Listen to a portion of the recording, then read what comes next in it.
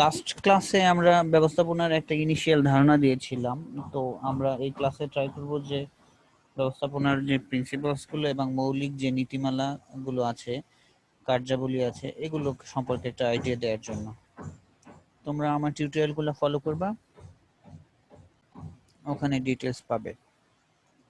আর তোমরা তোমাদের পার্টিসিপেন্ট খুব কম দেখছি, তোমরা 26 জন স্টুডেন্ট, ঠিক আছে, কিন্তু এখন পর্যন্ত 3-4 জন 5 জন এভাবে তোমরা ক্লাস অ্যাটেন্ড করো। তোমাদের অ্যাটেন্ডেন্স মার্কস গুলো কিন্তু কাউন্ট হবে। এক্ষেত্রে তোমার ফিউচারের যে চ্যালেঞ্জ গুলো, ফিউচারের যেগুলো, এগুলোতে তোমার প্রবলেম হবে যারা রেগুলার ক্লাস করবে না।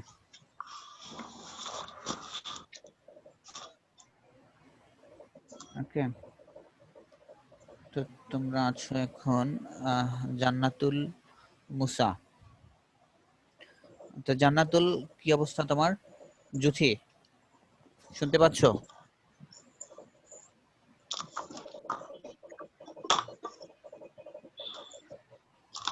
হ্যাঁ মুসা, স্যার আসসালামু আলাইকুম। ওয়ালাইকুম আসসালাম। শোনা যাচ্ছে কথা? জি স্যার, শোনা যাচ্ছে স্যার। আচ্ছা, আমরা লাস্ট ক্লাসে আমরা ব্যবস্থাপনার প্রারম্ভিক ধারণা দিয়েছি। আমি ব্যবস্থাপনা সেকেন্ড পেপারটা নিব, আর পলি ম্যাডাম তোমাদেরকে ফার্স্ট পেপারটা পড়াবেন আর কি। তো স্যার ব্যবস্থাপনা স্যার বই কিনছি স্যার। আচ্ছা, বই তোমরা ভালো করছো, বই কিনছো, মানে দুই পার্টি কিনেছো। ফার্স্ট পেপার মানে কার বই জি স্যার। কিনেছো? স্যার প্রথম পত্র কিনেছে স্যার মোহাম্মদ খালিকুজ্জামান, হ্যাঁ, দি যমুনা পাবলিকেশনস। আচ্ছা আচ্ছা, আর তাই। দ্বিতীয় পত্র কিনছি অক্ষরপত্র প্রকাশনী। আচ্ছা, হ্যাঁ, ভালো হয়েছে। আমরা দুইটা বই, তোমরা দেখো, দুইটা বই দেখলে একটা আইডিয়া পাবে আর কি, যে মানে কিভাবে কি হয়। আমরাও পড়েছি তোমার যমুনা পাবলিকেশনস এর বই। তো পরবর্তীতে তোমার আরো অনেক বই আসছে আর কি। আসলে এখান থেকে মৌলিক যে ধারণাগুলো এখান থেকে নিয়ে তোমরা আর কি করবে আর কি। উত্তরপত্রের তো বইয়ের লেখা সরাসরি দেওয়া যায় না। তো এখান থেকে তোমরা জি একটা স্যার। ধারণা পাবে, যেটা তোমরা তোমাদের সামনে স্ক্রিপ্টে আর কি করবো। তো আমি তোমাদেরকে এখন মিউট করে দেব। মিউট করে দিয়ে আমরা একটা মানে ব্যবস্থাপনার প্রারম্ভিক ধারণাগুলো একটু দেখবো। এই স্লাইডটা শেষে আর কি আমরা আবার আলোচনা করব। ওকে। জি স্যার। তোমাদের সাউন্ডে শোনার ক্ষেত্রে কোনো প্রবলেম হলে, যে সাউন্ড বা ইকুয়াল, তখন তোমরা নিজেদেরকে আনমিউট করে কথা বলবো আর কি। আচ্ছা, জি স্যার।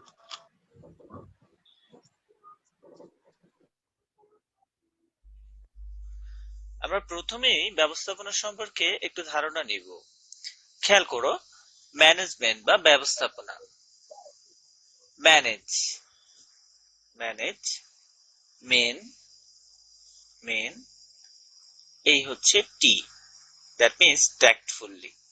অর্থাৎ আমরা ম্যানকে ম্যানেজ করছি ট্যাক্টফুলি, দ্যাট মিন্স একজন মানুষকে কৌশলের সাথে ব্যবহার করে আমার লক্ষ্য অর্জন করে নেওয়াটাই হচ্ছে আমার জন্য ব্যবস্থাপনা। এখন কথা হচ্ছে ব্যবস্থাপনার জন্য আমাদের কি কি কাজ করতে হবে। পরিকল্পনা করতে হবে, সংগঠন, কর্মী সংস্থান, নেতৃত্ব, প্রেরণা, সমন্বয়, নিয়ন্ত্রণ। দ্যাট মিন্স এই 7টা কাজ আমরা যখন আমাদের কর্মীদের নিয়ে ধাপে ধাপে কমপ্লিট করে আমরা ফাইনালি আমাদের লক্ষ্যটা অর্জন করতে পারবো, ওই টোটাল প্রক্রিয়াটাই হচ্ছে আমাদের জন্য ব্যবস্থাপনা বা ম্যানেজমেন্ট। এবার আমরা দেখব ব্যবস্থাপনার কার্যাবলী বা চক্র বা প্রক্রিয়া। কারণ ব্যবস্থাপনার যে 7টা কাজ আছে এগুলাই কিন্তু চক্রাকারে আবর্তিত হয়, প্রক্রিয়া আকারে আবর্তিত হয়। এজন্যই এগুলোকে একই সাথে বলা হচ্ছে কার্যাবলী অবলিক চক্র অবলিক প্রক্রিয়া। আমরা প্রথমেই দেখব পরিকল্পনা। পরিকল্পনা হচ্ছে ভবিষ্যৎ কাজের নকশা। দ্যাট মিন্স আমি কালকে কি করব সেটা যখন আমি আগে থেকে ঠিক করে রাখবো, আগে থেকে সিদ্ধান্ত নিয়ে রাখবো, এই যে কাজের জন্য আগাম সিদ্ধান্ত গ্রহণ, এটাই হচ্ছে আমার জন্য পরিকল্পনা। আর পরিকল্পনাকে মূলত বলা হয় ব্যবস্থাপনার দর্পণ।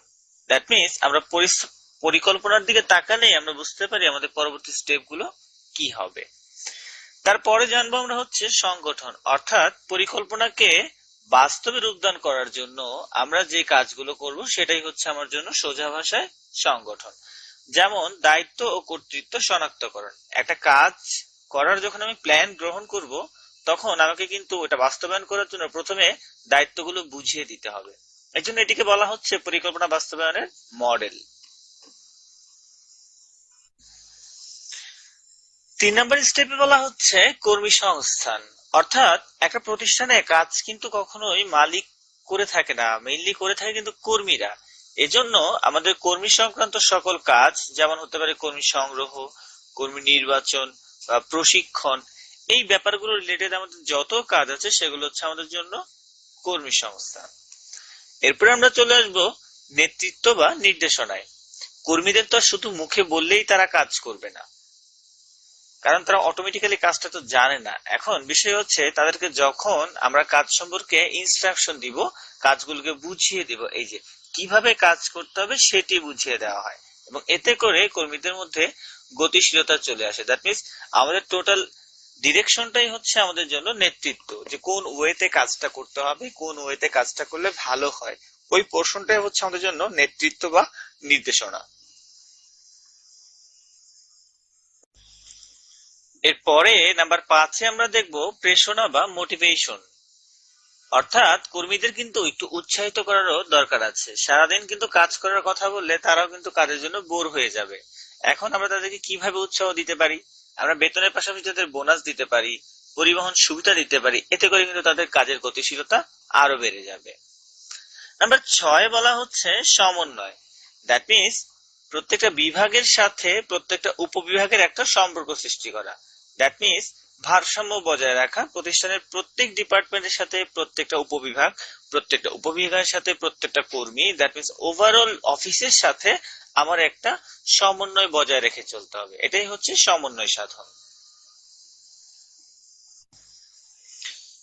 এরপরে সর্বশেষ যে স্টেপটা সেটি হচ্ছে আমাদের জন্য কন্ট্রোলিং বা নিয়ন্ত্রণ।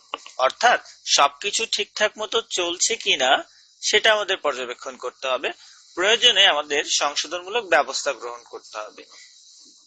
অর্থাৎ নিয়ন্ত্রণের মাধ্যমে আমরা পুরো ব্যাপারটাকে পর্যবেক্ষণ করি যে আরো কিছু লাগবে কিনা বা আরো বেটার কিছু করা যায় কিনা, সেজন্য আমাদের কি কি সংশোধনমূলক ব্যবস্থা গ্রহণ করতে হবে সেই জিনিসগুলো আমরা খেয়াল করি মূলত হচ্ছে নিয়ন্ত্রণে। এই নিয়ন্ত্রণের পার্টটা শেষ হলেই এই কাজটা হচ্ছে আবার চলে যায় হচ্ছে পরিকল্পনার দিকে। এই জন্য এটাকে বলা হচ্ছে চক্র।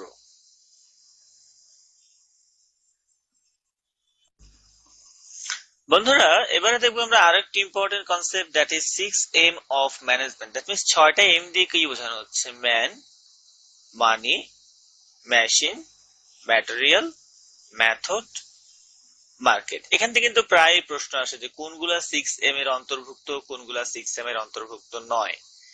এখন প্রশ্ন হচ্ছে যদি পরীক্ষায় আসে ওমেন, এটা কি 6M এর অন্তর্ভুক্ত নাকি অন্তর্ভুক্ত নয়? এখন তোমরা তো বলবা যে হচ্ছে এম এম 6M দিয়ে তো সব এম দিয়ে শুরু হয়েছে, তো ডব্লিউ দিয়ে শুরু হয়েছে। তো বিষয় হচ্ছে ওমেন যদি বলা থাকে ওই সিচুয়েশনে এটা হবে কি হবে না? উত্তর হচ্ছে হবে, কারণ মেন আর ওমেন একই কথা। আমরা মেনও দিতে পারি, ওমেনও দিতে পারি, কারণ ভিতরে তো এম আছে। মেন ওমেন একই কনসেপ্ট। এরপর আমরা চলে আসবো আরো গুরুত্বপূর্ণ একটি কনসেপ্ট, ব্যবস্থাপনার স্তর। এখান থেকে প্রশ্ন প্রায় আসে যে কারা উচ্চ স্তরের ব্যবস্থাপক, কারা মধ্য স্তরের ব্যবস্থাপক, কারা নিম্ন স্তরের ব্যবস্থাপক। একটু সহজ টেকনিক দেখিয়ে দিচ্ছি। মূলত যারা শুধুমাত্র মানসিক পরিশ্রম করে তারাই হচ্ছে উচ্চ স্তরের ব্যবস্থাপক। দ্যাট মিনস তারা শুধু মাথা দিয়ে কাজ করে, কোনো শারীরিক পরিশ্রম করে না। আর মধ্যস্তর হচ্ছে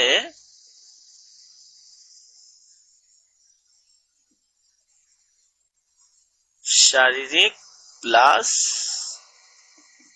মানসিক, মানে তারা শারীরিক প্লাস মানসিক উভয় ধরনের পরিশ্রম করে। কিভাবে?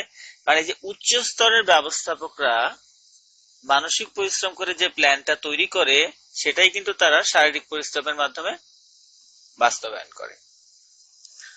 আর নিম্ন স্তরের ব্যবস্থাপকরা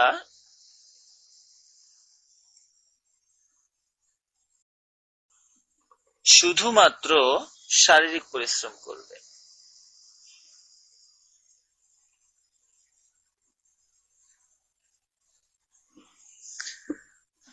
তারা কেন শারীরিক পরিশ্রম করবে? কারণ এই যে মধ্যস্থের ব্যবস্থাপকরা, এখানে কিন্তু তারা একটু মানসিক পরিশ্রম করছে, এটাকেই তারা শারীরিক পরিশ্রমের মাধ্যমে বাস্তবায়ন করবে। দ্যাট মিনস নিম্ন স্তরের ব্যবস্থাপকদের কোনো প্রকার মানসিক পরিশ্রম করতে হচ্ছে না, তারা শুধুমাত্র শারীরিক পরিশ্রম করে। এই জন্য মাথায় রাখতে হবে উচ্চ স্তরের ব্যবস্থাপক টোটালি মানসিক পরিশ্রম করে, এরা হচ্ছে শারীরিক প্লাস মানসিক, এরা হচ্ছে শুধুমাত্র শারীরিক পরিশ্রম করে। আরো একটু সহজ ভাবে বলি, উচ্চ স্তরের ব্যবস্থাপকরা হচ্ছে শুধুমাত্র ঝাড়ি দিয়ে যায় কাদের? মধ্যস্তরদের। আর মধ্যস্তরের লোকজন হচ্ছে উচ্চ স্তরের কাছ থেকে ঝাড়ি খেয়ে এসে নিম্ন স্তরকে ঝাড়ি দেয়, কিন্তু নিম্ন স্তর কিন্তু আবার কাউকে ঝাড়ি দিতে পারে না। আরো একটি ইম্পর্টেন্ট কনসেপ্ট, যে জায়গাটা হচ্ছে আমাদের মূলত কনফ্লিক্ট ক্রিয়েট হয়, যে কোনটা ব্যবস্থাপনা আর কোনটা প্রশাসন। সিম্পলি মাথায় রাখবো, আমাদের এই ব্যবস্থাপনা হচ্ছে প্রশাসনের একটা অংশ, অর্থাৎ প্রশাসন দ্বারাই হচ্ছে ব্যবস্থাপনা নিয়ন্ত্রিত হয়। তার মানে আমরা ধরে নিতে পারি যে ব্যবস্থাপনা হচ্ছে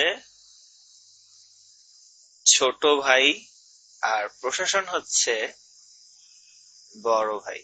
দ্যাট মিনস প্রশাসন হচ্ছে ব্যবস্থাপনাকে নিয়ন্ত্রণ করে, আর ব্যবস্থাপনা প্রশাসন দ্বারা নিয়ন্ত্রিত হয়। দ্যাট মিনস ব্যবস্থাপনা প্রশাসন দ্বারা নিয়ন্ত্রিত হচ্ছে।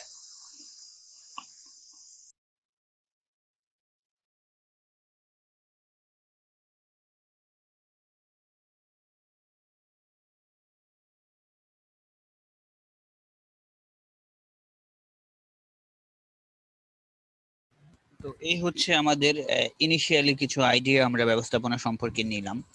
তো এই আইডিয়াগুলোর মধ্যে কি তোমাদের কোনো জিজ্ঞাসা আছে?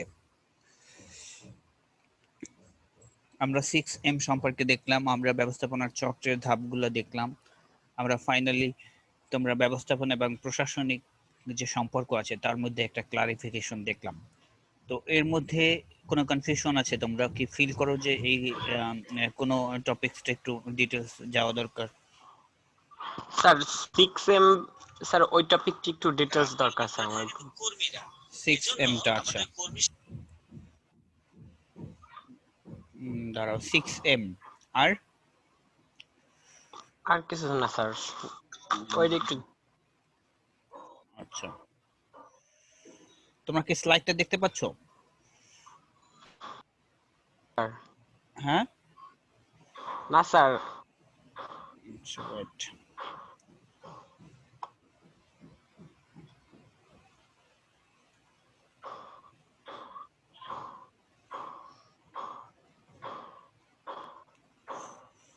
দেখো এখন দেখতে পাবা। তো দেখো এখানে 6M সম্পর্কে বলা আছে যে মানে 6টা M ব্যবস্থাপনার শুরুতে তো আমরা M দিয়ে লিখি, তাই না? এখন এই ব্যবস্থাপনার সাথে এই 6M মানে 6টা M জাতীয়, মানে যাদের শুরুটা M হবে, এই 6টা তোমার জিনিস খুব ইম্পর্টেন্ট। তো এই 6টা জিনিসকে ঘিরেই তোমার ব্যবস্থাপনা কার্যক্রম বলো, ব্যবস্থাপনার যে সকল কাজ আছে এই 6টা জিনিসকে ঘিরেই তোমার আবর্তিত হয়। তো এই 6M এর মধ্যে হচ্ছে তোমার ম্যান, মানি, মেশিনস, ম্যাটেরিয়ালস, মেথডস এবং মার্কেট। তো ম্যান হচ্ছে তোমার ব্যবস্থাপনার সাথে তো তোমার মানুষ লাগবেই আর কি। এখানে ম্যান বলতে শুধু পুরুষ সেটাই না, এখানে ম্যান বলতে তোমার ওমেনও হতে পারে, ওমেন না রেখে তোমাকে ফিমেলও লিখতে পারে, ইভেন তোমার স্যার ফিমেলও থাকে, তাহলে আমরা বলবো যে এটা ব্যবস্থাপনার একটা 6M এর মধ্যে অন্তর্ভুক্ত ব্যবস্থাপনার একটা ম্যাটেরিয়াল আর কি। এই মানি হচ্ছে তোমার সেকেন্ড স্টেপ, হচ্ছে তোমার মানি সিকোয়েন্স গুলো মনে রাখবে। এখন তোমার ম্যান নিয়ে বসে থাকলেই তো হবে না, এখন ম্যানগুলোকে পরিচালনা করার জন্য, একটা বিজনেস অর্গানাইজেশন রান করার জন্য আমাদের অর্থেরও প্রয়োজন। সেক্ষেত্রে তোমার মানি জি is sir. Another important factor of 6M। সো আমাদের কি সব ব্যবসায় কার্যক্রমে তো অর্থের সাথে সম্পৃক্ত। তো এখন অর্থনৈতিক যে গুরুত্ব, অর্থনৈতিক যে কার্যক্রম, এটাকে তোমার এই কার্যক্রমে গতি আনার জন্য তোমার মানি আমাদের যে কোনো ব্যবসায়িক প্রতিষ্ঠানের জন্য এটা মূল ফ্যাক্টর বা ফুয়েল হিসেবে কাজ করে, জ্বালানি হিসেবে কাজ করে। তো ধরো এই মানি জ্বালানিটা নিয়ে আমরা কি করব, আমরা পরে মেশিন, ধরো একটা অর্গানাইজেশন তোমার যদি প্রোডাক্টিভ অর্গানাইজেশন হয় তাহলে সেখানে মেশিনও লাগে, তাই না? মেশিন দ্বারা তো আমরা প্রোডাকশনে যেতে পারি না। বাট যদি সার্ভিস অর্গানাইজেশন হয় ধরো সেবা বিক্রি হয়, ধরো শিক্ষকতা, তারপর উকিল, আইনজীবী যেটাকে আমরা বলি, এদেরকে যদি আমরা ই করি সেক্ষেত্রে আমাদের মেশিনের ইম্প্যাক্ট কম। তো মেশিনের ইম্প্যাক্ট কম হলেও সেখানে আরেকটা ফ্যাক্টর কাজ করে, সেটা হচ্ছে তোমার মেকানিজম। মেকানিজম কি? কৌশল। যারা তোমার জি ডাক্তার স্যার। বলো, তারপর উকিল বলো, বা এই পেশা শ্রেণীর যারা সেবা বিক্রি করে তাদের জীবিকা নির্বাহ করে, বা সমাজের প্রভাব বিস্তারকারী উপাদান হিসাবে তোমার সেবা প্রদান করে, ওরাও কিন্তু এম এম তোমার ইউজ করে। সেক্ষেত্রে ওটা মেশিন না হয়ে হয় মেকানিজম। তো আমরা মেশিনটা আমরা এই করি কি, মেশিনটা আমরা ইউজ করি তোমার প্রোডাকশনের ক্ষেত্রে। ঠিক আছে, এটাও একটা ব্যবস্থাপনার একটা তোমার গুরুত্বপূর্ণ উপাদান।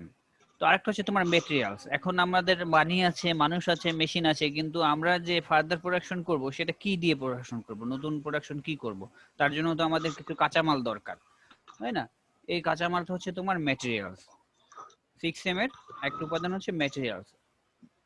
তো আমরা ব্যবস্থাপনার কাজ কি? ব্যবস্থাপনার কাজ হচ্ছে যে প্রতিষ্ঠানের মানব সম্পদ ব্যবহার করে কি করে, কোনো মানে উৎপাদনশীল কার্যে সংযুক্ত থেকে নতুন কিছু উৎপাদন করে আর কি। তোমরা নিজেদের মতো এই সংখ্যাটা সুন্দর করে সাজাইও নিতে পারো। সেক্ষেত্রে তোমার ব্যবস্থাপনার কার্যাবলী যেগুলো আছে ওগুলোকে ইনক্লুড করে তোমরা সংখ্যাটা নিজেদের মধ্যে সুন্দর করে নেবে। বইয়ের ভাষা মুখস্থ না করে তোমরা যদি নিজে থেকে তোমার সংখ্যা বা যে কোনো কিছু ডিসক্রাইব করতে শিখো, সেক্ষেত্রে তোমাদের নিজেদের সেলফ লার্নিংটা ভালো হয় এবং এতে গুড মার্ক ক্যারি করা ইজি হয়। তো দেখো তোমার এই ম্যাটেরিয়ালস এর পরে আমরা ম্যাটেরিয়ালস কালেক্ট করলাম, তারপর কি লাগবে? আমাদের মেথডস লাগবে। আমাদের যে কোনো একটা পদ্ধতি অবলম্বন করেই তো তোমাদের একটা নির্দিষ্ট গোলে পৌঁছাতে হবে না। ব্যবস্থাপনার মূল উদ্দেশ্য কি? আমরা প্রিভিয়াস সংজ্ঞায় দেখেছি যে ব্যবস্থাপনার মূল উদ্দেশ্য হচ্ছে যে কোনো সুনির্দিষ্ট লক্ষ্যে পৌঁছানো, তাই না? তো সুনির্দিষ্ট লক্ষ্যে জি তো স্যার। আমরা ইচ্ছা করলেই তো পৌঁছাতে পারি না। আমরা এমন তো জিনিস না যে একটা তোমার ঢিল ছুঁড়ে তোমার লক্ষ্যটা করে ফেললা, অ্যাচিভ করে ফেললা। তো এর জন্য আমাদের কিছু নির্দিষ্ট পদ্ধতি বা পন্থা অবলম্বন করতে হয়, সেটাকেই বলছে এখানে মেথডস, এম। এখন দেখো লাস্টে একটা টপিক হচ্ছে মার্কেট, তাই না? মার্কেট শব্দটা আমরা মনে করি মার্কেটিং এর সাথে সম্পৃক্ত, কিন্তু এটাও তোমার এক ধরনের ম্যানেজমেন্ট। মার্কেটিং ম্যানেজমেন্ট দেখবা, একটা কোর্স পড়বা তোমরা, যখন বড় কোর্সে পড়বা, তখন বড় ক্লাসে পড়বা, তখন দেখবা যে মার্কেটিং ম্যানেজমেন্ট একটা কোর্স থাকবে। তারপর ম্যানেজমেন্ট হচ্ছে তোমার অল সোর্স অফ ম্যাটেরিয়ালস বা অল সোর্স অফ অ্যাচিভমেন্টের সাথে তোমার ম্যানেজমেন্ট ওতপ্রোতভাবে জড়িত। তো আমরা মানুষের কার্যক্ষমতা ব্যবহার করে, মানি ব্যবহার করে, মেশিন ব্যবহার করে এবং মেটেরিয়ালসকে কনভার্ট করে নিউ প্রোডাক্ট উৎপাদন করে, নতুন পদ্ধতির মাধ্যমে নিউ প্রোডাক্ট উৎপাদন করে তো আমরা বসে থাকবো না, তাই না? এটাকে তো আমাকে সেলেবল করতে হবে, সেলেবল মানে বিক্রয়যোগ্য করতে হবে। বিক্রয়যোগ্য করে মার্কেটে আমাকে এটা বিক্রি করতে হবে। নাইলে দেখা গেল আমাদের, যদি আমরা মার্কেটে পণ্যটা বিক্রি করতে না পারি, যদি আমরা উৎপাদন করে যদি আমরা বসে থাকি, তাহলে আমাদের অন্য সব প্রক্রিয়াগুলো ব্যর্থ হবে। তো আমাদের কি করতে হবে? লাস্টে তোমার কি করতে হবে? আমরা যে প্রোডাক্ট উৎপাদন করছি সেই প্রোডাক্টটা তোমার বিক্রি করতে হবে, তাই না? বিক্রি করে দেখা যাবে আমরা আবার সেই মানি পাবো, মানিতে আবার চলে আসবো, মানিটাকে আবার রিজেনারেট করে আবার নতুন প্রসেসে তোমার যাবো আর চক্রাকারে কি। স্যার ঘুরবে স্যার। হ্যাঁ হ্যাঁ, সব চকটাকাই করবে। সেক্ষেত্রে আমাদের কি হবে? আমাদের মানি সার্কুলেশনটা বাড়বে, তাহলে দেখা যায় এটা প্রফিটই করে আমাদের এক্সিস্টিং মানি থেকে একটু বাড়বে। এভাবে কি হবে? এভাবে তোমার প্রতিষ্ঠানে সমৃদ্ধি হবে। একটা প্রতিষ্ঠানে এখন যে পর্যায়ে আছি সেই পর্যায় থেকে আমরা কি করব? উত্তরণ করব। এখন দেখো তোমাদের সৃজনশীল প্রশ্নে এখান থেকে কি ধরনের প্রশ্ন থাকতে পারে? নরমালি এখানে 1 মার্কসের জন্য প্রশ্ন থাকে যে 6M কি? এখানে এটা 2 মার্কসের জন্য থাকতে পারে। তখন তুমি এখানে 6Mটা বলবা যে ম্যান, মানি, মার্কেট, মেশিন, ম্যাটেরিয়ালস, এই 6টা এম যেটা আছে সেটা তোমার এখান থেকে একটা প্রশ্ন থাকবেই আর কি। হয় তোমার সৃজনশীলে থাকবে জি স্যার। অথবা তোমার অবজেক্টিভে থাকবে। অবজেক্টিভে থাকতে পারে নিম্নের কোনটি তোমার 6M এর অন্তর্ভুক্ত নয়, তাই না? এখানে ধরো এম দিয়ে আর অন্য একটা শব্দ বসাই দিল, জি ঠিক স্যার। না? তখন ধরো তোমার আবার এম এম ধরো এম না দিয়ে উমেন লিখলো, অন্য 3টে শব্দ লিখলো, তার মধ্যে একটা এম আছে, তুমি তো ভাববা যে উমেন লিখছে, সুতরাং এইটা তোমার 6M এর এটা অন্তর্ভুক্ত না। তখন এটা ভুল হবে আর কি। জি হ্যাঁ, স্যার। তো এখান থেকে এই যে 6M থেকে একটা প্রশ্ন তোমরা ধরে নিতে পারো, একটা প্রশ্ন আসবেই আর কি। সেটা তোমার সৃজনশীল অংশ আসতে পারে, সেটা তোমার অবজেক্টিভ অংশ আসতে পারে। তো দেখো এই সাইডে আবার একটা উচ্চতর মানে ব্যবস্থাপনার যে লেভেল আছে, নরমালি 3টা level: higher level, middle level and lower level. এখান থেকেও একটা প্রশ্ন থাকবে। এখান থেকে বলতে পারে, একটা এক্সাম্পল দিয়ে দিবে, যেমন চেয়ারম্যান, মহাপরিচালক, এখানে তোমার প্রেসিডেন্ট থাকতে পারে, আরো অনেক নাম আছে। তোমরা বইতে দেখবা যে এই উচ্চ লেভেলে অনেকগুলো তোমার নাম আছে, নামগুলো একটু মনে রাখার চেষ্টা করবা।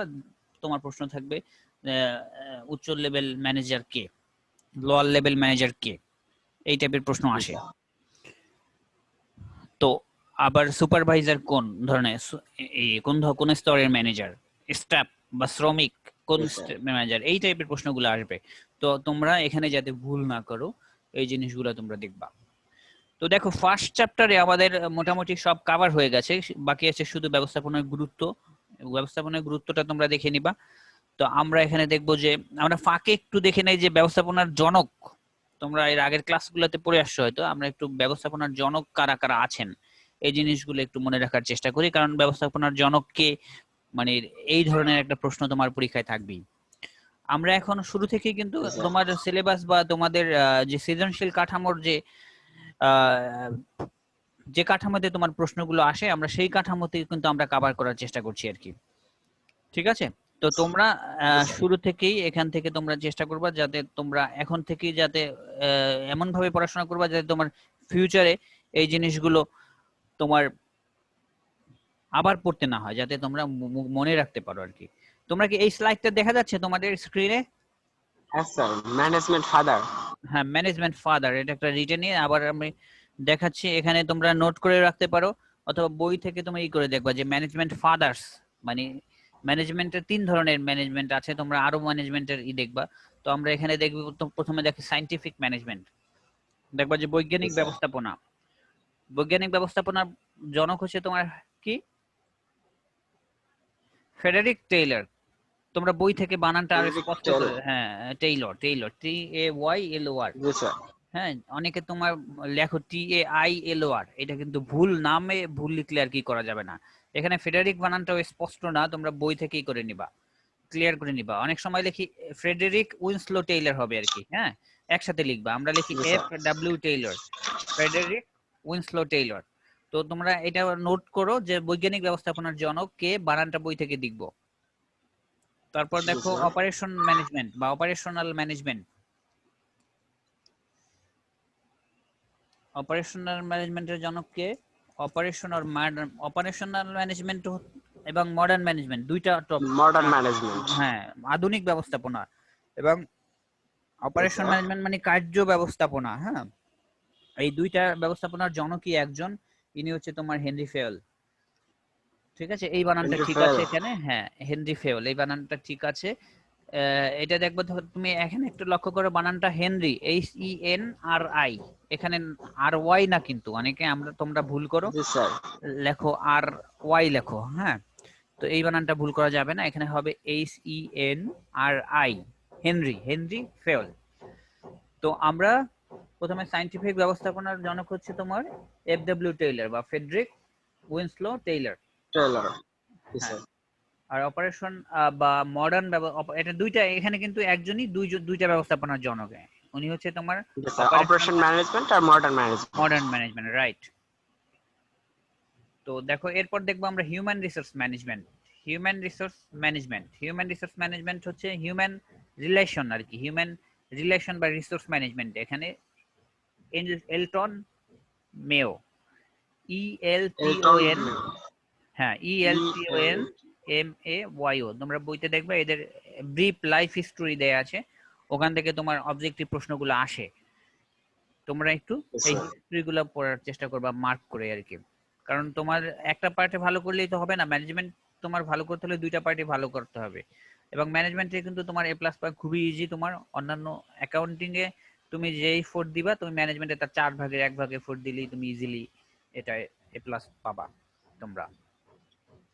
ঠিক আছে, একটু সময় দিতে হবে আর কি, জাস্ট একটু মনে রাখতে হবে, এবং এইটা এমন ভাবে পড়তে হবে তোমরা যাতে ইউনিভার্সিটির এডমিশন টেস্ট গুলা যাতে তোমাদের কভার হয়। ঠিক আছে, তোমরা এখানে আমার কোয়ালিটি স্টুডেন্টই আমরা এখানে নিয়ে আসছি আর কি। তো তোমাদের এখানে যারা ভর্তি হয়েছে তোমাদের টার্গেট শুধু এখান থেকে একটা A+ পেয়ে গেলাম এরকম না, তোমাদের BM কলেজ এটা এনশিওর করবে যে এখান থেকে একটা ভালো পরিমাণ স্টুডেন্ট ঢাকা ইউনিভার্সিটি বা বড় ইউনিভার্সিটি গুলোতে চান্স পায়। তো সেক্ষেত্রে তোমাদের লার্নিংটা এমন হবে যাতে তোমাদের মানে এডমিশন টেস্টের কাজটা তোমরা এখান থেকে নিয়ে নিতে পারো আর কি। তো অ্যাকাউন্টিং এবং ম্যানেজমেন্ট এখান থেকে তোমার প্রশ্ন থাকবেই আর কি, 25% 50% মার্কস তোমার এই দুইটা সাবজেক্ট থেকেই থাকবে। তো তোমরা শুরু থেকেই সিরিয়াস হবা যে এখনো সময় আছে, বলবা যে অনেক সময়, তো এরকম করলে দেখবা যে সময় তোমার কোথা দিয়ে চলে গেল তোমার টেরই পাবা না। তো তোমরা প্রথম থেকেই সিরিয়াস হবা। তো দেখো এখানে লাস্ট অংশ হচ্ছে তোমার কোয়ালিটি ম্যানেজমেন্ট। কোয়ালিটি ম্যানেজমেন্ট হচ্ছে কি তোমার গুণগত মান যেটা নিশ্চিত করে আর কি, ওই ম্যানেজমেন্টের জনক হচ্ছে তোমার ডেমিংস, DEMING, ডেমিং। তো তোমরা আমরা এখানে চারটা ম্যানেজমেন্টের জনক পেলাম আর কি। একটা হচ্ছে তোমার প্রথমটা কি সায়েন্টিফিক ম্যানেজমেন্টের সায়েন্টিফিক জনক হচ্ছে management, FW Taylor. Frederick Taylor. হ্যাঁ, তারপর তারপর হচ্ছে অপারেশন ম্যানেজমেন্ট। অপারেশনাল বা হ্যাঁ, মডার্ন ম্যানেজমেন্ট, হেনরি হ্যাঁ, ফেল। তোমরা বাংলা এটা হচ্ছে হিউম্যান। হিউম্যান রিলেশন বা মানবিক হ্যাঁ, সম্পর্ক বা হিউম্যান রিসোর্স ম্যানেজমেন্ট, তোমরা একটু বাংলাটাও মনে রাখবা এর পাশাপাশি। দেখা গেলো তোমাদের পরীক্ষায় বাংলাটাও বাংলা করে দিতে পারে, তো তোমাদের প্রশ্ন তো বাংলাই আসবে। তো যদি চিন্তা করেন যে আমরা এটা বাংলা করে দিব তাহলে দিতেই পারে, তাই না? কোয়ালিটি ম্যানেজমেন্ট হচ্ছে গুণগত মানের ব্যবস্থাপনা, হিউম্যান রিসোর্স হচ্ছে মানবিক সম্পর্ক বা হিউম্যান রিসোর্স মানব সম্পদ ব্যবস্থাপনা, এভাবে আসতে পারে। অপারেশন হচ্ছে তোমার কি কার্য ব্যবস্থাপনা, যদি বলে অপারেশন ম্যানেজমেন্টের জনককে, সেক্ষেত্রে হেনরি ফেল। অপারেশন ম্যানেজমেন্টটা তোমার এখানে তোমার বাংলা করে দিলে হবে তোমার কার্য ব্যবস্থাপনার জনক। আর প্রথমটা কি তো সায়েন্টিফিক স্যার ওই যে ম্যানেজমেন্ট। মডার্ন। হ্যাঁ, দুইটার জনকই একদম, এটা দুইটা টপিকস দেয়া আছে, আচ্ছা, মডার্ন। মডার্ন এই জায়গায় স্যার আধুনিক ব্যবস্থাপনা তো স্যার বলতে পারে। হ্যাঁ, আধুনিক ব্যবস্থাপনাও থাকতে পারে। যদি তোমার দুইটা প্রশ্ন আর কি, এখানে থেকে দুইটা প্রশ্ন আসতে পারে। হেনরি ফেল একই সাথে তোমার কার্য ব্যবস্থাপনার জনক এবং সেম ভাবে সে ব্যবস্থাপনার আধুনিক ব্যবস্থাপনার জনক। তো আমরা মানে একটা জিনিসই বারবার মানে ভুল করি, এই দুইটা প্রশ্নই বেশি আসে, যে বৈজ্ঞানিক ব্যবস্থাপনার জনক কে, আধুনিক ব্যবস্থাপনার জনক কে। তো তোমরা বেশিরভাগই তোমার উল্টা করে লেখো আর কি, লেখো আধুনিক ব্যবস্থাপনার জায়গায় লেখো FW টেইলর, আর বৈজ্ঞানিক ব্যবস্থাপনার সময় লেখো তোমরা হেনরি ফেল আর কি। এই দুইটা নাম খুব পপুলার ব্যবস্থাপনার ক্ষেত্রে, এই দুইটা নাম তোমরা ভালোভাবে জেনে রাখবা, এবং মানে উল্টানো যেন না হয়, কে ব্যবস্থাপনার জনক, মানে কে বৈজ্ঞানিক ব্যবস্থাপনার জনক, কে মডার্ন ব্যবস্থাপনার জনক, এই জিনিসগুলো যেন উল্টা এলোমেলো না করে ফেলো। তো দেখো আমরা আজকে ফার্স্ট চ্যাপ্টার মোটামুটি কভার করে ফেলবো। আগের ক্লাসে হয়ে গেছে, এই ক্লাসে আমরা এই করব, তারপর নেক্সট ক্লাসে আমরা রিভিউ আলোচনা করব, অথবা আমরা রিভিউ আলোচনা শেষে আমরাই করব, নেক্সট ক্লাসে আমরা একটা সৃজনশীল প্রশ্নের কাঠামো নিয়ে আলোচনা করব। ঠিক আছে, আমরা এই ফাঁকে আমরা একটু একটা জিনিস বাকি আছে তোমাদের, সেটা হচ্ছে যে ব্যবস্থাপনার মূলনীতি, যে আমাদের বৈজ্ঞানিক ব্যবস্থাপনার জনক FW টেইলর উনি ব্যবস্থাপনার 14টা নীতি আর কি দিয়েছেন। ওই 14টা নীতি সম্পর্কে আমরা একটু ধারণা নেব আর কি। এটা তোমাদের বইটা মোস্ট প্রবাবলি সেকেন্ড চ্যাপ্টারের, তারপর আমরা একটু দেখে নেই। ব্যবস্থাপনার নীতিটা বোধহয় সেকেন্ড চ্যাপ্টারে, নট শিওর, অনেক আর বইতে স্যার ফার্স্ট চ্যাপ্টার আছে। হ্যাঁ, বলো।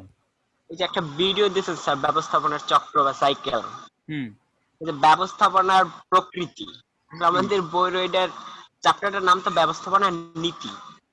ব্যবস্থাপনার নীতি কোন, মানে ব্যবস্থাপনার নীতিমালা তো সেকেন্ড, মানে 14টা প্রিন্সিপাল যেটা আছে ওটা তো তোমার দ্বিতীয় অধ্যায়, তাই না? আচ্ছা, জি দেখো স্যার। তো নীতিমালা যেটা আছে তোমার ব্যবস্থাপনার, যে 14টা নীতি দিয়েছিল। আমাদের টাইম আছে কতক্ষণ দেখি, আমাদের 40 মিনিটের টাইম লিমিট থাকে আর কি, এর মধ্যে আবার ই হয়ে যায়। স্ক্রিনে কত সময় আছে দেখো তো, 40 মিনিট হতে। আর 10 মিনিট। আচ্ছা, আমরা নীতিটা একটু দেখি, সেকেন্ড পেপার তো আমরা একটু দেখি, তারপরে আমরা আবার নেক্সট ক্লাসে আরো ডিটেলসই করবো। তোমরা এই ফার্স্ট চ্যাপ্টার একটু ভালো করে দেখবো, আমরা আমার যখন নেক্সট ক্লাস হবে তখন আমি এই চ্যাপ্টারটার উপরে একটু ব্রিফিং দিয়ে আমরা সৃজনশীল প্রশ্নে যাব, যে একটা প্রশ্ন আমরা দেখাবো, ওখান থেকে আমরা তোমরা একটু পার্টিসিপেট বেশি থাকার চেষ্টা করবে, তাহলে দেখা গেল নিজেরা নিজেরা সলভ করলে তোমরা একটু আগাই যাবে, ইজি হবে আর কি, কারণ সৃজনশীল প্রশ্ন খুব একটা সহজ না কিন্তু। তোমরা দেখা গেল ইন্টারমিডিয়েটে স্যার অনেকে, হ্যাঁ, ওই হেনরি ফেলের নীতি তো পাওয়া গেছে স্যার। হ্যাঁ, কয়টা নীতি এখানে? এক নাম্বার এদের 14টা। হ্যাঁ, ওই 14টা নীতি আমরা একটু ডিটেলস দেখবো আর কি। তোমাদের মনে হয় ক্লাস 9-10 এটা ছিল? আচ্ছা না না, আচ্ছা তোমরা একটু দেখো, আমরা এটা ব্রিফিং দিচ্ছি।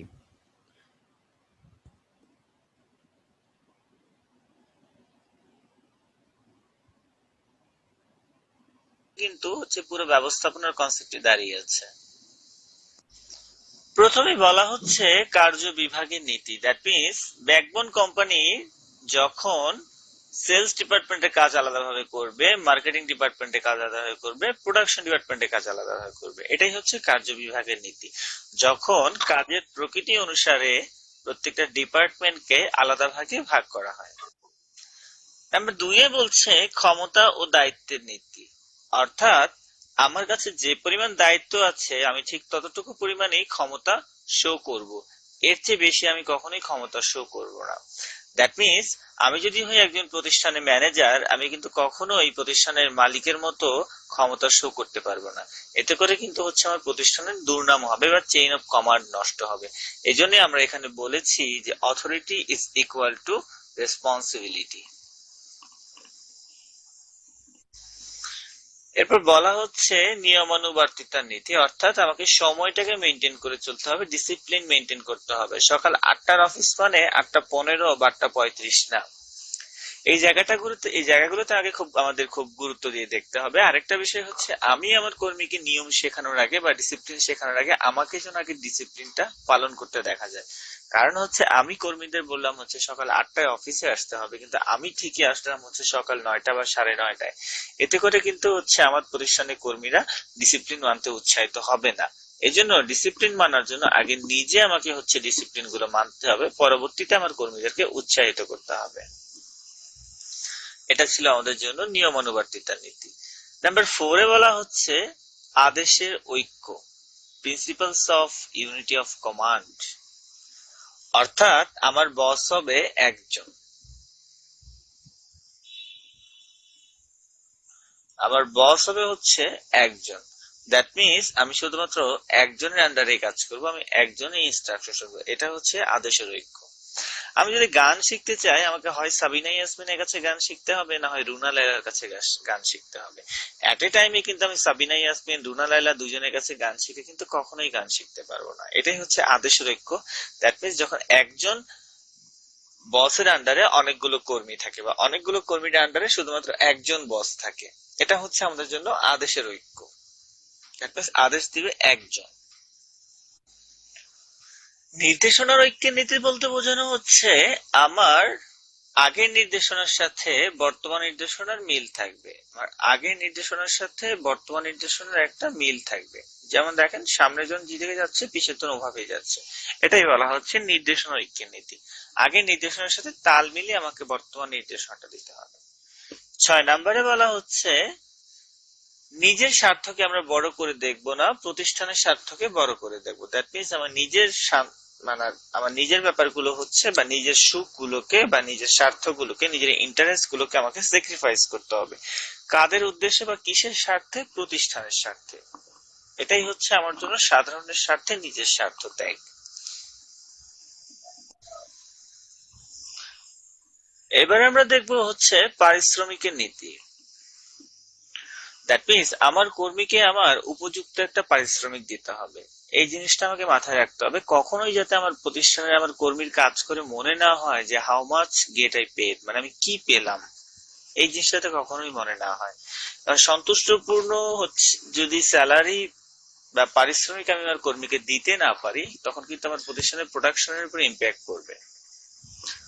নাম্বার 8 বলা হচ্ছে কেন্দ্রীকরণের নীতি। খুব গুরুত্বপূর্ণ একটি টপিক, কেন্দ্রীকরণ বিকেন্দ্রীকরণ। বন্ধুরা মনোযোগ দিয়ে খেয়াল করো। যেমন একটা কলেজের মেইন হচ্ছে প্রিন্সিপাল, ফাইন। স্টুডেন্টদের ছুটি লাগবে, তারা যাচ্ছে প্রিন্সিপালের কাছে।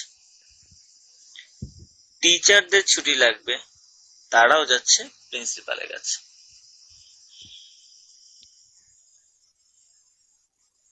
স্টাফদের ছুটি লাগবে, তারাও যাচ্ছে প্রিন্সিপালের কাছে। দ্যাট মিনস সবগুলো ক্ষমতা কি একদম প্রিন্সিপালের কাছে না? স্টুডেন্টের প্রবলেম হোক, টিচারের প্রবলেম হোক, স্টাফের প্রবলেম হোক, সবাই যাচ্ছে প্রিন্সিপালের। দ্যাট মিনস সব ক্ষমতা প্রিন্সিপালের হাতে। এটাই হচ্ছে কেন্দ্রীকরণ। দ্যাট মিনস যখন ক্ষমতা, দায়িত্ব, কর্তৃত্ব শুধুমাত্র একজনের কাছে সীমাবদ্ধ থাকে, সেটি হচ্ছে কেন্দ্রীকরণ। আবার বিকেন্দ্রীকরণ হচ্ছে তার ঠিক উল্টা।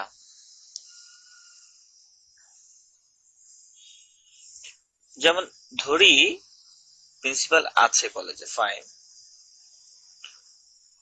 এটা থাকার পরেও টিচারদের প্রবলেমের জন্য একজন টিচার কোঅর্ডিনেটর তৈরি করে দেওয়া হলো,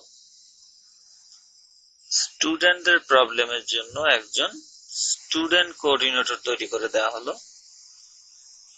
আর স্টাফদের প্রবলেমের জন্য একজন স্টাফ কোঅর্ডিনেটর করে দেওয়া হলো। তো বলা হলো যে এখন থেকে কোনো প্রবলেম হলে তোমরা প্রিন্সিপালের কাছে আসার দরকার নেই, টিচাররা যাবা টিচার কোঅর্ডিনেটরের কাছে, স্টুডেন্টরা যাবা স্টুডেন্ট কোঅর্ডিনেটরের কাছে, স্টাফরা যাবেন স্টাফ কোঅর্ডিনেটরের কাছে। তাহলে একটাবার চিন্তা করে দেখো তো বন্ধুরা, এই প্রিন্সিপালের কাছে কি আমাদের যাওয়ার দরকার আছে? তার হাতে কি কোনো পাওয়ার আছে? নাই। দ্যাট মিনস পাওয়ারটা যখন একজনের কাছে থাকবে না, বরঞ্চ সবার কাছে ছড়িয়ে যাবে, সেটাই হচ্ছে বিকেন্দ্রীকরণ। দ্যাট মিনস যখন ক্ষমতা, দায়িত্ব, কর্তৃত্ব শুধু একজনের কাছে সীমাবদ্ধ থাকে না, বিভিন্ন জায়গায় ছড়িয়ে যায়, সেটাই হচ্ছে বিকেন্দ্রীকরণ। এই জায়গা থেকে প্রশ্ন আসতে পারে যে কখন কর্মীর ভূমিকা হ্রাস পায়? কর্মীর ভূমিকা হ্রাস পায় মানে কি? সব পাওয়ার হচ্ছে একজনের হাতে, সেটা হবে কি? কেন্দ্রীকরণ। আর যখন বলো যখন কর্মীর ভূমিকা বৃদ্ধি পায়, দ্যাট মিনস মালিকের হাতে পাওয়ার নাই, ওই সিচুয়েশনে অ্যান্সার হবে বিকেন্দ্রীকরণ।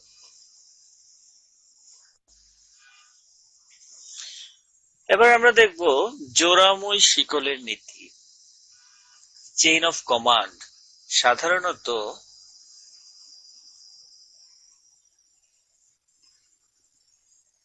অনুসরণ করা হয়। যেমন ম্যানেজার দায়িত্ব বুঝিয়ে দিচ্ছে অ্যাসিস্ট্যান্ট ম্যানেজারকে, সে বুঝিয়ে দিচ্ছে সুপারভাইজারকে, সে বুঝিয়ে দিচ্ছে ওয়ার্কারকে। এমন কি হচ্ছে ম্যানেজার সরাসরি সুপারভাইজারকে দায়িত্ব বুঝিয়ে দিচ্ছে? না। এমন কি হচ্ছে অ্যাসিস্ট্যান্ট ম্যানেজার সরাসরি ওয়ার্কারকে বুঝিয়ে দিচ্ছে? না।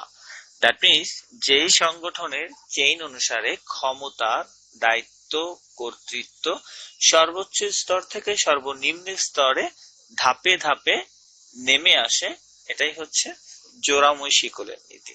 আবার যখন আমরা জবাবদিহি করতে যাব, তখন কিন্তু আমরা ওয়ার্কাররা যাব সুপারভাইজারের কাছে, সে জবাবদিহি করবে অ্যাসিস্ট্যান্ট ম্যানেজারকে, সে আবার জবাবদিহি করবে ম্যানেজারকে। দ্যাট মিনস একটা চেইন মেইনটেইন করছি আমরা, এটাই হচ্ছে জোড়াময় শিকলের নীতি। এরপর দেখবো শৃঙ্খলার নীতি। দ্যাট মিনস যোগ্য ব্যক্তিকে আমরা যোগ্য স্থানে বসাবো, সঠিক বস্তুকে সঠিক জায়গায় স্থাপন করবো। দ্যাট মিনস যার যেটা প্রাপ্য আমরা তাকে সেটাই দিব, এটাই হচ্ছে শৃঙ্খলার নীতি। এ পর্যায়ে আমরা দেখবো সাম্যতার নীতি, অর্থাৎ এখানে আমরা সবাই সমান। আমার কর্মীদের কখনোই যাতে মনে না হয় যে আজ আমি মালিক হতে পারলাম না বলে হয়তো আমার সাথে খারাপ আচরণ করা হয়েছে। অর্থাৎ এখানে আমরা মালিক, শ্রমিক যা আছে সবাই হচ্ছে সমান আচরণ করব। আমরা কারোর সাথে কখনোই খারাপ ব্যবহার করবো না, বরঞ্চ সবসময় ঊর্ধ্বস্তন অধস্তনদের মাঝে একটা ভালো সম্পর্ক বজায় থাকবে, সবাই সবসময় হাসি মুখে থাকবো। এর পরে বলা হচ্ছে 12 নম্বর নীতি যেটা, সেটা হচ্ছে চাকরির স্থায়িত্বের নীতি। অর্থাৎ আমার চাকরির স্থায়িত্ব যত বাড়বে, আমার কর্মীদের কাজের সন্তুষ্টিও তত বাড়বে। আর চাকরির স্থায়িত্ব যত কমবে, আমার কর্মীদের কাজের সন্তুষ্টি পরে হচ্ছে আমার বিজনেসটা আরো বেশি এক্সপ্যান্ড হবে, এটাই হচ্ছে উদ্যোগের নীতি। একতাই বলের নীতি, 10 মিলে করি কাজ, হারে জিতি নাহি লাজ। দ্যাট মিনস আমরা সবাই মিলে একসাথে কাজ করব, আমাদের এটা হবে টোটালি একটা টিম ওয়ার্ক। আলটিমেটলি আমাদের টিম ওয়ার্কটা যত বেশি ভালো হবে, আমাদের কাজের আউটপুট কিন্তু ততই ভালো হবে, এবং ততই আমরা একসাথে হচ্ছে প্রতিষ্ঠানটাকে আরো সহজ